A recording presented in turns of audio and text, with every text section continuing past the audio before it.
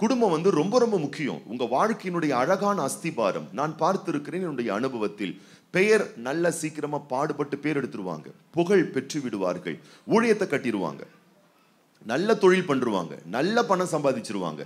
உலகத்துல பாத்தீங்கன்னா name and fame எல்லாமே அவங்க கிட்ட இருக்கட்டும். ஆனா ஃபேமிலியை கோட்டை விட்டுருவாங்க, குடும்பத்தை கோட்டை விட்டுருவாங்க. கடைசியில் நீங்க பாத்தீங்கன்னு சொன்னா மலை மாதிரி ஒரு பெரிய கட்டிடம் மாதிரி அவங்க கட்டி வச்ச பேரு, புகழ், அந்தஸ்து, பணம், செல்வம், ஆஸ்தி எல்லாமே ஒரு நாள் அப்படி பாத்தீங்கன்னா இடிந்து விழுவதை நீங்கள் பார்ப்பீர்கள். அப்ப குடும்பம் என்பது நான் சொல்லுகிறேன் உங்களுடைய படிப்பை விட முக்கியமானது. உங்கள் குடும்பம் என்பது நான் சொல்லுகிறேன் உங்களுடைய பணம் சம்பாதிக்கிற தொழிலை பார்க்கலும் முக்கியமானது. இன்னும் சொல்வேன், ஊழியமே இருந்தாலும் சரி அது கூட குடும்பத்தின் மேலதான் கட்டப்படுது. அப்ப குடும்பம் அத்தனை முக்கியமானது. ஏனென்றால் இது தானாய் வந்த ஒரு நிகழ்வு அல்ல, தேவனால் வந்த ஒரு பிரமாணம். அதனால்தான் படிச்சு நானும் குடும்ப ஆறுதலில் பங்கு கொள்ளுங்க, நீங்க ஆசீர்வதிக்கப்படுவீங்கனாலும் நம்ம சபையில எத்தனையோ திரளான மக்கள் இருந்தாலும் இத்தனை மக்கள் தான் ஆர்வமாய் வந்திருக்கிறீர்கள். இருந்தாலும் நீங்கள் ஆசீர்வதிக்கப்பட்டவர்கள். அல்லேலூயா. ஏன்னா இந்த வார்த்தை பாருங்க உங்க லைஃப்ல போயிட்டு ஒரு பெரிய மறுரூபத்தை உண்டு பண்ணும். அந்த மாற்றம் தான் பாருங்க உங்களுக்கு அழகான வாழ்க்கை கொடுத்துரும். ஒரு லேண்டில் முள்ளு செடி வளர்றதுக்கு நீங்க எந்த பிரயாசமும் படவே வேண்டாம், கப்பு கப்பு கப்புன்னு வளர்ந்துரும். எங்க வீட்டு பக்கத்துல ஒரு லேண்டு ஒன்று இருக்கு, பராமரிப்பே இல்லாம நீங்க பாத்தீங்கன்னா காடு மாதிரி வளர்ந்து போய் கிடக்குது, செடியும் குப்பையும் அதுவும் இதுவும். ஆனா யோசித்து பாருங்க, அதுக்கு யாரும் எந்த எஃபர்ட் எடுக்கவே இல்லை. ஆனால் ஒரு தோட்டமாய் அது வடிவமைக்கப்பட வேண்டுமேயானால் பல வேலைகள் அங்கே பார்க்க வேணும். அப்ப அந்த வேலையை நம்ம பார்ப்பதற்காக வேத வார்த்தைகள் நமக்கு கொடுக்கப்படுகிறது. ஆவியானவர் நமக்கு உதவி செய்கிறவராய் இருக்கிறார்.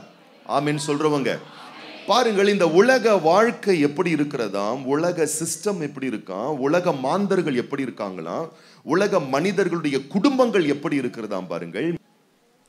மீகா 7ஆம் அதிகாரம் 5ஆம் வசனம் 6ஆம் வசனத்தை நாம் வாசிக்க கேட்போம். சிநேகிதனை விசுவாசிக்க வேண்டாம். ஆரம்பமே போச்சு. சிநேகிதனை விசுவாசிக்க வேண்டாம். வாசிங்க. வழிகாட்டியை நம்ப வேண்டாம். வழிகாட்டியை நம்ப வேண்டாம். உன் மடியிலே படுத்துக் கொள்ளுகிறவளுக்கு முன்பாக உன் வாயை திறவாமல் எச்சரிக்கையாயிரு. கவனிங்க, இந்த உலக மாந்தர்கள், உலக உறவுகள், உலக மனிதர்கள் எப்படி இருக்காங்கன்னு தீர்க்கதரிசியின் மூலம் தமது மக்களுக்கு தேவன் தெரியப்படுத்துறார். இந்த உலக மக்கள் எப்படி இருக்காங்க, இந்த உலக சிஸ்டம் எப்படி இருக்கு, குடும்பங்கள் எப்படி இருக்கு, மனிதனுடைய வாழ்வியல் நிலை எப்படி இருக்குன்னு சொல்லி பரம தகப்பன் தீர்க்கதரிசியின் மூலம் தமது மக்களுக்கு வெளிப்படுத்துகிறார். எப்படி வெளிப்படுத்துறாருன்னா, பக்கத்துல பாத்துக்கலாம், ஃப்ரெண்ட்ஸ் இருக்காங்களா, சூப்பரு, நம்பிராதீங்க. அப்படின்னா என்ன அர்த்தம்? நம்முடைய நம்பிக்கையை உடைக்கிறாரா, குடும்பங்களை சிதைக்கிறாரா, குடும்பத்தினுடைய கட்டமைப்பை ஆண்டவர் டேமேஜ் பண்றாரு? கிடையாது. இப்படி இருக்காங்கன்னு சொல்றார். எப்படி இருக்காங்க? நீ விசுவாசிக்க கூடிய நிலையில அவங்க இல்லப்பா. நீ விசுவாசிக்கிற விதத்துல மாந்தர்கள் இல்ல, மாந்தர்களுடைய மனநிலை அவ்வளவு பெரிய நீ நம்பக்கூடிய அளவுக்கு அவர்கள் நண்பர்கள், சிநேகிதர்கள் ஒர்த்து கிடையாது. வழிகாட்டி நம்ப வேண்டாம். யார் வழிகாட்டி? சில பேர் சொல்லுவாங்க எங்க அப்பா தான் வழிகாட்டி, நம்ப வேண்டாம்.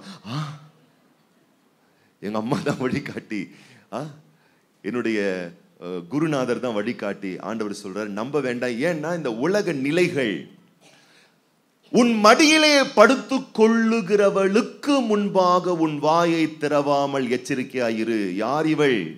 மனைவி.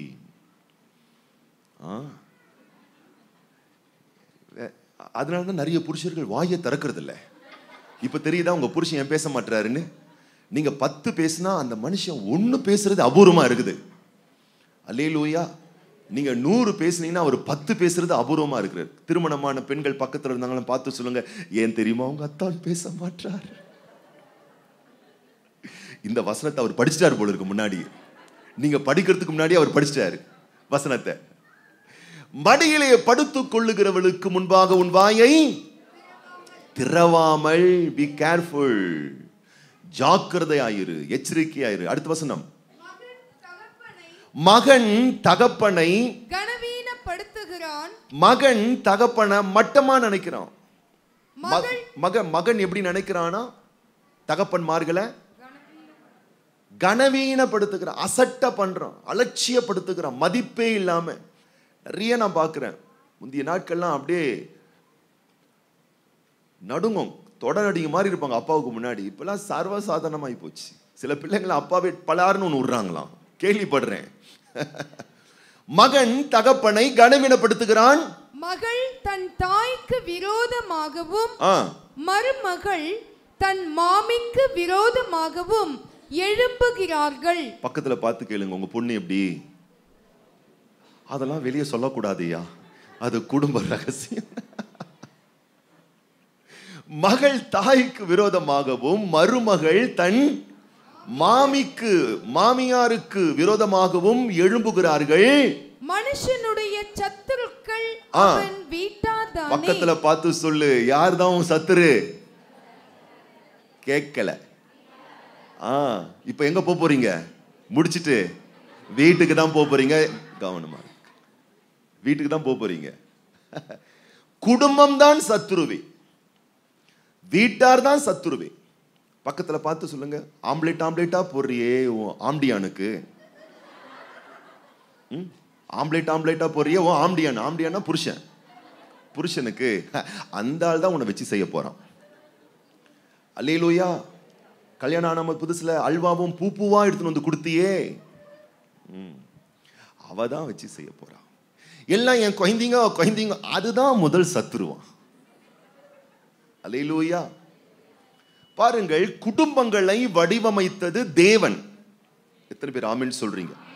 அப்போ அந்த குடும்பத்தை தேவன் வடிவமைச்சதுனால பிரசங்கி நாக்கியோன் சொல்லுகிறார், அந்த குடும்பத்தில் இணைக்கப்படுகிற அந்த ஆணும் பெண்ணும் என்பது இருநூல். தேவன் இணையும் பொழுது முப்புரிய நூல். முப்புரிய நூல் சீக்கிரம் வராதுன்னா, ஒரு குடும்பத்துல ஆஸ்தி இருக்கலாம், ஐஸ்வர்யம் இருக்கலாம், அழகு இருக்கலாம், பணம் இருக்கலாம், 1000 இருந்தாலும் ஆண்டவர் இல்லாத வீடு இப்படிப்பட்ட வீடா இருக்கும் பைபிள் சொல்லுது. பக்கத்துல பார்த்து சொல்லுங்க, உன் வீடை பத்தி சொல்லல தாயி. அப்பா, இப்பதாங்க நிம்மதி வந்துச்சு. ஓ, எங்க வீடு இல்லையா? நீங்க ஃபுல் சாப்டர் வாசித்து பார்த்தா தெரியும், அது உங்க வீடை பத்தி சொல்லல ஆண்டவர். தேவன் இல்லாத வீடுகள், வசனம் இல்லாத குடும்பங்கள், வார்த்தை இல்லாத குடும்பங்கள், தேவ பக்தியும் தேவ பயமும் தேவனுக்கு பிரதானத்துவத்தை கொடுக்காத தேவ நம்பிக்கையற்ற பிள்ளைகளும் தேவனை சார்ந்து வாழாத கணவன் மனைவியினுடைய வீடுகள் இப்படிப்பட்ட வீடுகளா இருக்கிறது, இப்படிப்பட்ட குடும்பங்களா இருக்கிறது. வீட்டுக்குள்ளேயே உள் யுத்தம் ஒவ்வொரு நாளும் நடந்து கொண்டிருக்கக்கூடிய குடும்பங்களை இன்றைக்கு கண்ணால் பார்க்கிறோம். எத்தனை பேர் ஆமென் சொல்றீங்க? ஒரு குடும்பத்திலே ஒரு பிள்ளை பிறந்துச்சு, ஒரு குழந்தை பாப்பா, குட்டி பாப்பா பிறந்துச்சு. குட்டி பாப்பாவுக்கு வந்து பார்த்தீங்கன்னா 5 மாசம் அப்படியே தவழ அப்படியே இருக்கு. ஒரு நாள் அந்த வீட்டில் அந்த குட்டி பாப்பாவுக்கு ஒரு அக்கா இருக்கா, அவளும் குட்டி அக்கா.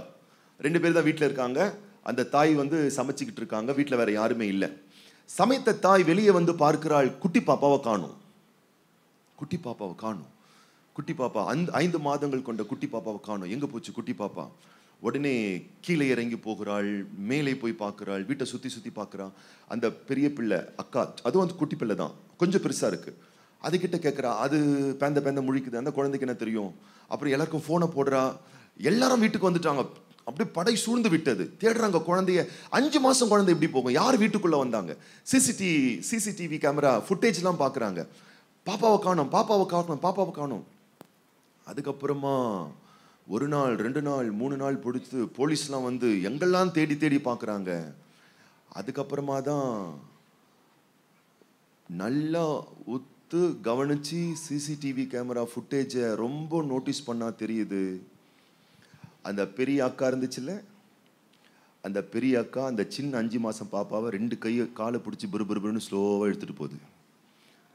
எங்கப்பா எடுத்துட்டு போகுதுன்னா, அவங்க வீட்டுக்கு அந்த பக்கமா தண்ணி தொட்டி வச்சிருக்காங்க. அப்படியே கொண்டு போய் அந்த பாப்பாவை தண்ணி தொட்டில போடுது.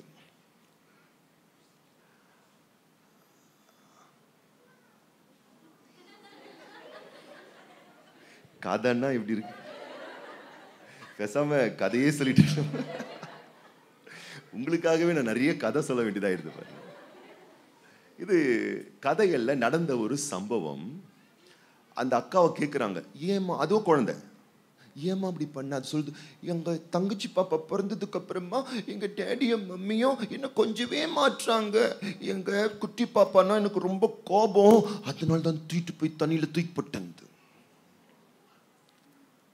இது சின்ன சாம்பிள் தான். இது மாதிரி ஒவ்வொரு நாளும் எண்ணிக்கை கடங்காத கலவரங்கள் வெளியலங்க உள்ளேயே நடந்துகிட்டு இருக்கு. யாரும் அதை வெளியே சொல்வது கிடையாது, யாரும் அதை ஷேர் பண்றதே கிடையாது. மானம் போயிருமே, கௌரவம் போயிருமே, பொத்தி கணவன் பண்றத மனைவியும், மனைவி பண்றத கணவனும், பிள்ளைங்க பண்றது அப்பா அம்மாவும், அப்பா அம்மா பண்றத பிள்ளைங்களும் சொல்லிட்டு மொத்தமா மூடி மறைச்சி ஒரு நாள் வெளிப்படுகிறது, செய்தித்தாள்களில் வருகிறது, குடும்பங்கள் வெடித்து சிதறுகிறது. ஒரே ஒரு காரணம், கர்த்தர் இல்லாத வீடுகளும், ஜபம் இல்லாத குடும்பங்களும், தேவ பயம் இல்லாத தாய் தகப்பனாரும், தேவ பக்தியோடு வளர்க்கப்படாத குழந்தைகளுக்குள்ளாக விதிக்கப்படக்கூடிய நச்சுத்தன்மைகள் வெகு அதிகமாய் பரவி குடும்பங்களை பாதித்து சிதைத்து கொண்டிருக்கிறது. ஆகவேதான் மீகா தீர்க்கதரிசி சொல்லுகிறான், இந்த சமூகமும் சமுதாயமும் சமுதாய குடும்பத்தில் இருக்கக்கூடிய உறவுகளும் இப்படிப்பட்ட பாதகங்களோடு இருக்கின்றபடியினால் அவன் சொல்லுகிறான், 7ஆம் அதிகாரம் 7ஆம் வசனத்தை வேகமாய் வாசியுங்கள். நானோவென்றால் கர்த்தரை நோக்கிக் கொண்டு என் ரட்சிப்பின் தேவனுக்கு காத்திருப்பேன், என் தேவன் என்னை கேட்டருளுவார். ஒரே தீர்வு, குடும்பங்கள் இன்றைக்கு கர்த்தரை நோக்கி பார்க்க வேணும். என் பிள்ளைகள் எனக்கு சத்துருக்களாய் மாறக்கூடாது என்றால், என் கணவன் எனக்கு சத்துருவாய் மாறக்கூடாது என்றால், என் குடும்பமே என்னை சிதைக்க கூடாது என்று சொன்னால், குடும்பங்கள் இன்றைக்கு பார்க்க வேண்டிய ஒரு பார்வை கர்த்தரை நோக்க வேணும், கர்த்தரை நோக்கி கூப்பிட வேணும். கர்த்தரை பார்க்கிற குடும்பங்கள் பிரகாசம் அடையும், கர்த்தரை பார்க்கக்கூடிய குடும்பங்கள் ஆசீர்வதிக்கப்படும், கர்த்தரை பார்க்கக்கூடிய நபர்கள் வாழ்க்கையில் மேன்மையும் பாக்கியமும் அடைவார்கள். ஆகவேதான் ஏசாயா தீர்க்கதரிசி சொல்லுகிறான், எந்த குடும்பம் காக்கப்படும், எந்த குடும்பம் ஆசீர்வதிக்கப்படும், கர்த்தரால் தான் ஒரு குடும்பம் காக்கப்படும், கர்த்தரால் தான் ஒரு குடும்பம் பரிசுத்தமாக்கப்படும், கர்த்தராலும் அவர் வார்த்தையினாலும் அவர் சத்தியத்தினாலும் கட்டப்படுகிற குடும்பம் தான் அடையாளங்களாக, அற்புதங்களாக, சாட்சிகளாக திகழும். ஏசாயா 8:18.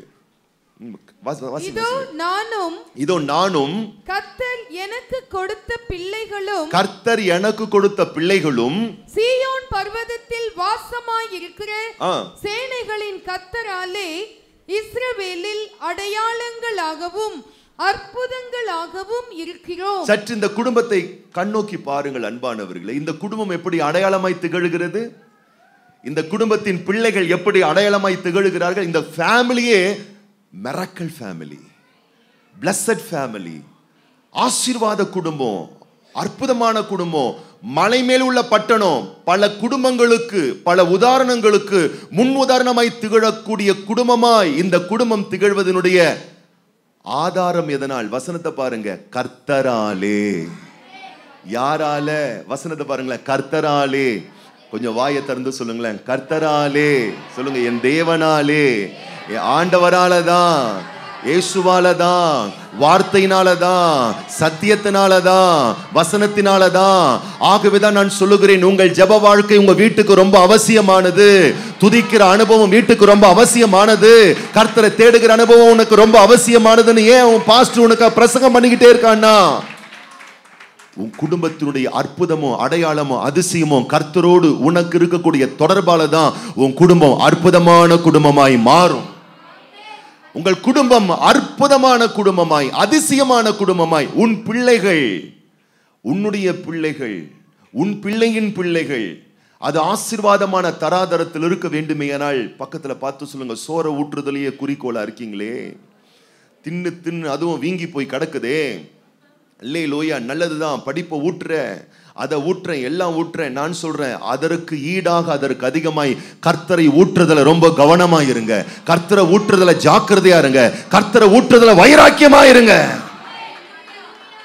ஏன்னா கர்த்தரால தான் உன் பிள்ளைகள் ஆசீர்வதிக்கப்பட முடியும், கர்த்தரால தான் உன் குடும்பத்துல மாற்றம் வர முடியும். கர்த்தரால தான் உன் தலைமுறைகளுக்குள் ஒரு மிகப்பெரிய ஒரு தேவரக மறுரூபம் உண்டாகும். எத்தனை பேர் நம்ம ஆமென் சொல்றோம்? அல்லேலூயா. அப்ப தீர்வு என்ன?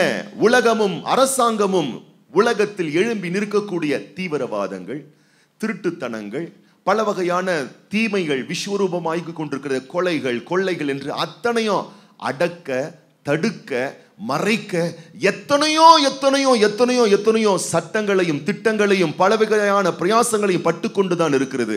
இன்னைக்கு வரைக்கும் சமூகத்துல சமுதாயத்துல ஒரு மாற்றமும் வரல. எப்படிதான் மாற்றம் வரும்? எப்படி வரும்? அப்படிப்பட்ட மனுஷனை கொண்டு வந்து இயேசுக்குள்ள போட்டா போதும், முடிஞ்சு போச்சு. ஒண்ணுமே இல்லைங்க. சின்ன வயசுல முன்கோபம் தூக்கி அடிப்பேன். என்னை பத்தியே சொல்றேன், உங்களை பத்திலாம் சொல்லலை. மானம் போனாலும் பரவாயில்ல, என்னை பத்தியே நான் சொல்லிக்கிறேன். அல்லேலூயா. உங்களை பத்தி அப்படி சொல்ற மாதிரி வந்தா காட்டிக்காதீங்க. நான்லாம் அப்படி இல்லப்பா, அப்படி கெத்தா அப்படி உட்காந்துக்குங்க. ஓகே, அல்லேலூயா. பாருங்க, அவ்வளவு ஒரு முன்கோபக்காரன். நான் எத்தனை முறை சொல்லியிருக்கேன், அவ்வளவு கோபத்தில் பாருங்க, பிளேட் எடுத்து அப்படியே எங்க அம்மா காலையை அப்படியே அறுத்துட்டேன். அப்படியே ரத்தமா ஊத்துது.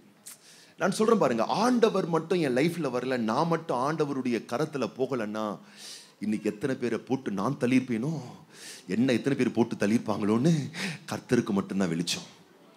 பாருங்க, ஆண்டவர் அங்கே என்ன பிடிச்சதுனால இன்னைக்கு பலரை போட்டு தள்ளுற ஒரு நபரா இல்ல, பலர் வாழ்க்கை போற்றக்கூடிய ஒரு நபரா என்ன ஒருத்தரை மாத்திருக்கார். நான் கண்டிப்பா சொல்வேன், ஆண்டவர் மட்டும் என் லைஃப்லன்னா என்ன மாதிரி ஒரு முள்ள மாதிரி எங்க எல்லாரும் தாங்க. அதான் நான் சொல்வேன், என் லைஃப்ல ஆண்டவர் மட்டும் வரலன்னா பக்கத்துல பார்த்து சொல்லுங்க, உங்களை விட நான் உன்ன நல்லவன் இல்ல, ஆனா முன்ன விட இப்ப எவ்வளவு நல்லவன். இதெல்லாம் கொஞ்சம் உள்ள இறங்கணும்னு நினைக்கிறேன்ல.